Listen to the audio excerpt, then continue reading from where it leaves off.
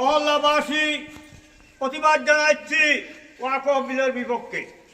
আমরা বৃহৎ ভারতবর্ষের নাগরিক, আমরা ভারতবর্ষের সংবিধান বৃহৎ সংবিধান এবং নাগরিকত্ব বৃহৎ সংবিধান দাবি।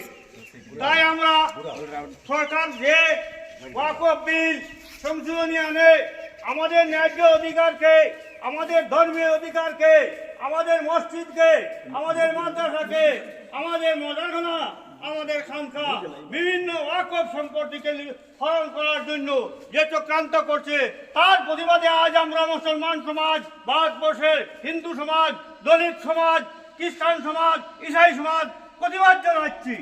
ভারতবর্ষের প্রধানমন্ত্রীর কাছে, ভারতবর্ষের রাষ্ট্রপতির কাছে আমাদের প্রতিবাদও আমাদের বাবা আম্বেদকরের সংবিধানকে পুনরায় বহাল করে আমাদের মৌলিক অধিকারকে রক্ষা করার জন্য আমরা এই সংবিধানের সংশোধনীয় প্রতিবাদ জানাচ্ছি।